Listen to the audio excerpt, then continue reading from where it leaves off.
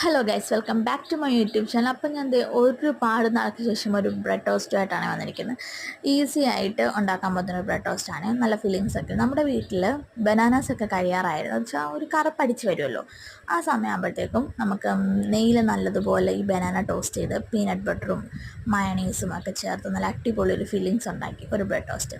അപ്പോൾ നമ്മളിത് പാനിലേക്ക് നെയ്യ് ഒഴിക്കുക. എന്നിട്ട് ഞാനിവിടെ സ്വീറ്റ് ബ്രെഡാണ് എടുത്തേക്കുന്നത്, അതുകൊണ്ട് അത് ഭയങ്കര സോഫ്റ്റാണ്. അപ്പോൾ എനിക്ക് ക്രോസ് കട്ട് ചെയ്യാനൊന്നും പറ്റിയിട്ടില്ലായിരുന്നു. നല്ലപോലെ ടോസ്റ്റ് ചെയ്തെടുക്കുക. എന്നിട്ട് വേറൊരു പാനിലേക്ക് നമ്മുടെ ഈ കഴിയാറായിട്ടുള്ള എന്ന് വെച്ചാൽ നല്ലപോലെ പഴുത്ത ബനാന അത് നല്ലപോലെ സ്മാഷ് ചെയ്യുക. നെയ്യിൽ വഴറ്റിയിട്ട് നല്ലപോലെ സ്മാഷ് ചെയ്തെടുക്കുക. എന്നിട്ട് അതിലേക്ക് പീനട്ട് ബട്ടറും മയണൈസും ചേർത്തൊരു മിക്സ് ഉണ്ടാക്കി അത് ഫില്ലിങ്സ് ആക്കി വെച്ച് കഴിക്കുക. അടിപൊളി ടേസ്റ്റാണ് കേട്ടോ ഗൈസ്. ഞാൻ ഒരുപാട് നാൾക്ക് ശേഷമാണ് ഇപ്പോൾ ഒരു വീഡിയോ ചെയ്യുന്നത്. കുറേ കാര്യങ്ങൾസൊക്കെ ഉണ്ടായിരുന്നു. അതൊക്കെ ഞാൻ വേറൊരു വീഡിയോ ആയിട്ട് മൊത്തത്തിൽ പറയാം. ഇടയ്ക്കിടയ്ക്ക് ഇനി എൻ്റെ വീഡിയോസ് ഉണ്ടാവും.